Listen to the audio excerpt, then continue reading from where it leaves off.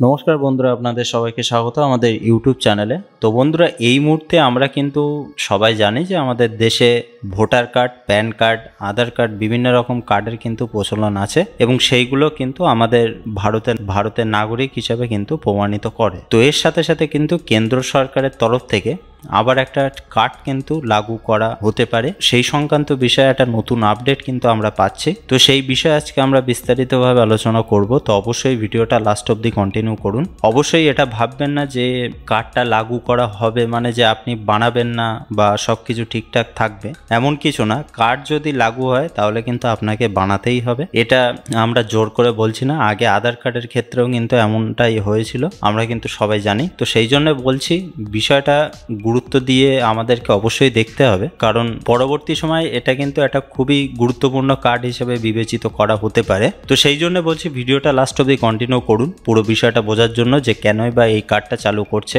কেন্দ্র সরকারের তরফ থেকে বা ভাবনা চিন্তায় কেন আনা হলো। তো চলুন বেশি দেরি না করে ভিডিওটা শুরু করা যাক। তো এখানে বলা হচ্ছে, দেখুন যে সেন্সাসের আগে ফের নাগরিকত্ব তাস, এবার সিটিজেন কার্ড মোদির। তো সিটিজেন কার্ড মানে হচ্ছে নাগরিকত্ব কার্ড, অর্থাৎ আপনি ভারতের বাসিন্দা কিনা সেই বিষয়ে কিন্তু আপনার কার্ডটা শো করলেই কিন্তু আপনি প্রমাণিত করতে পারবেন। তো সেই রকমই একটা কিন্তু কথা এখানে বলা হচ্ছে। তো বিস্তারিত জানানো হয়েছে যে বাজেটের পরই শুরু হয়ে যাবে পরবর্তী সেন্সাসের কাজ, আর তার আগে ফের নাগরিকত্ব তাস খেলার পরিকল্পনা মোদী সরকারের। এবার তাদের হাতিয়ার সিটিজেন কার্ড।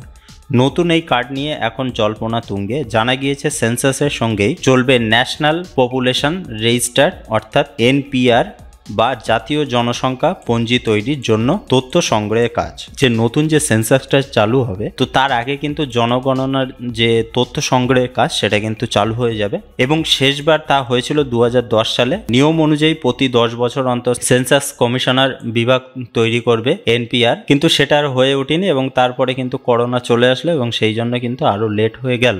তো সেই জন্য এখানে বলা হচ্ছে যে জনগণনার পাশাপাশি তার কাজ শুরু হয়ে যাবে, কিন্তু করোনাকালে উভয়েরই কাজ থমকে গিয়েছে। সরকারি সূত্রে খবর, সেন্সাসের রিপোর্ট আসবে 2026 সালে মার্চ মাসে, আর তারপরেই তৈরি করা হবে ডিলিমিটেশন কমিশন, অর্থাৎ দেশের লোকসভা ও বিধানসভা আসন পুনর্বিন্যাসের কাজ শুরু হয়ে যাবে এবং এই প্রক্রিয়ার মাধ্যমেই সরকারের অন্দরে উত্থাপিত হয়েছে নাগরিকত্ব সংক্রান্ত একটি নতুন কার্ড ইস্যু করার প্রস্তাব। তো বুঝতে পেরেছেন যে জনগণনা তো চালু হবে এবং তার সঙ্গে সঙ্গে চালু হয়েছে সরকারের অন্দরে, অর্থাৎ সরকারের মধ্যে আলোচনা করা হচ্ছে যে একটা নাগরিকত্ব সংক্রান্ত একটি নতুন কার্ড ইস্যু করার জন্য।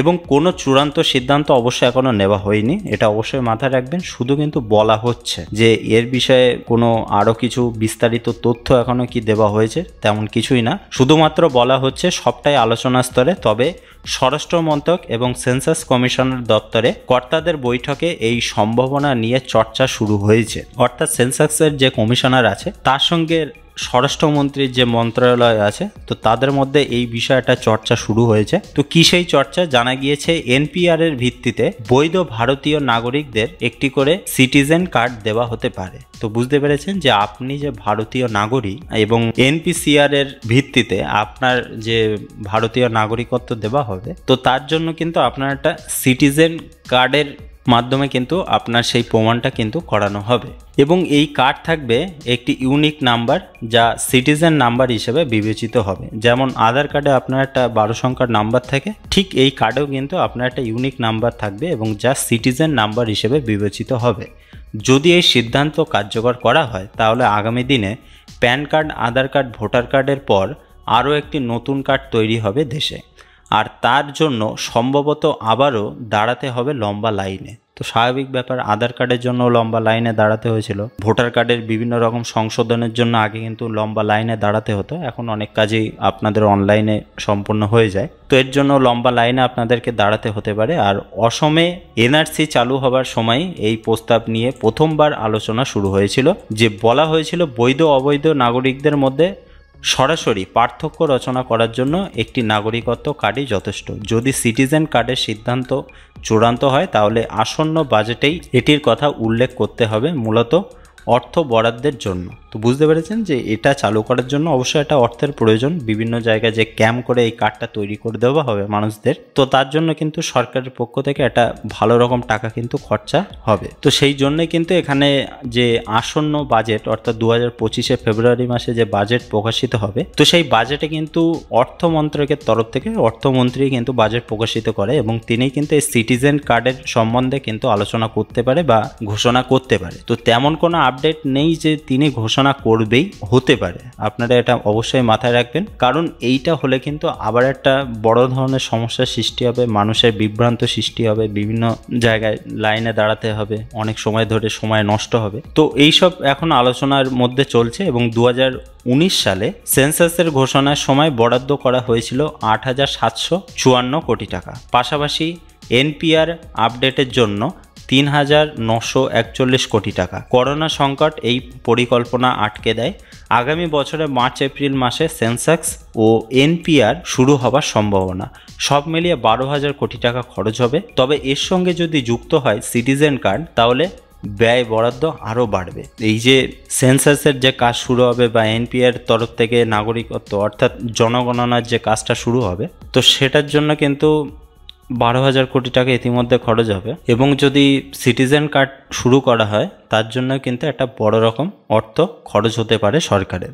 এবং মোদী সরকার বারবার জানিয়েছে যে ভোটার কার্ড, প্যান কার্ড, আধার কার্ড ইত্যাদি কোনোটিকেই পূর্ণাঙ্গ নাগরিকত্বের কার্ড বলা যায় না। তাই একটি পৃথক সিটিজেন কার্ডের প্রয়োজনীয়তার উপর জোর দিয়েছে স্বরাষ্ট্র মন্ত্রকও। সেটা অবশ্য প্রধানত নিরাপত্তার কারণে। নতুন বছরে আবারও সেই ভাবনা চর্চায় ফিরতে চলেছে কেন্দ্রে। অন নেশন অন ইলেকশন, অভিন্ন দেওয়ানি বিধি, সেন্সাস, এনপিআর ডিলিমিটেশনস এবং সিটিজেন কার্ড। মোদী সরকারের ভবিষ্যৎ কর্মসূচি 6টি তাস। তো বুঝতে পেরেছেন যে তাসের কথা যেটা বলা হয়েছিল সেটা হচ্ছে অন নেশন অন ইলেকশন। এটা ইতিমধ্যেই সংসদে চর্চায় আছে এবং সেই বিষয়ে আপনাদেরকে জানিয়েছিলাম। এবং অভিন্ন দেওয়ানি বিধি, তারপরে সেন্সাস, এনপিআর অর্থাৎ জনগণনা, ডিলিমিটেশনস এবং সিটিজেন কার্ড অর্থাৎ আপনার নাগরিকত্ব প্রমাণের কার্ড। তো বুঝতে পেরেছেন যে এটা কিন্তু এখনো আলোচনার মাধ্যমে চলছে এবং স্বরাষ্ট্র মন্ত্রকের তরফ থেকেও কিন্তু এটা আলোচনার মধ্যে রাখা হয়েছে। তো অবশ্যই এরপরে যদি এই বিষয়ে বিস্তারিত কোনো আপডেট আসে অবশ্যই আপনাদেরকে জানিয়ে দেবো। তো এটা অবশ্যই মাথায় রাখুন যে এটা কিন্তু চালু হতে চলেছে, কারণ একবার বলা হয়েছে মানে সেটা কিন্তু চালু করা হবে। কারণ দেশে যে পরিমাণে আধার কার্ড, ভোটার কার্ড জালিয়াতি হচ্ছে, তো তার জন্য কিন্তু এটা অবশ্যই সরকারের পক্ষ থেকে আরও চিন্তাভাবনা বেশি করা হবে এই বিষয়ে, নাগরিকত্বের বিষয়ে। তো অবশ্যই এটা যদি চালু হয় বা এই সংক্রান্ত বিষয়ে যদি আরও কোনো আপডেট আসে অবশ্যই আপনাদেরকে জানাবো। তো যদি ভিডিওটা ভালো লেগে থাকে অবশ্যই একটা লাইক করতে কিন্তু ভুলবেন না। আর আপনাদের যদি কোনো মতামত থাকে সেটাও অবশ্যই জানাবেন। তো সবাই ভালো থাকুন, সুস্থ থাকুন, আর আমাদের এই ভিডিওটা দেখার জন্য আপনাদেরকে অসংখ্য ধন্যবাদ।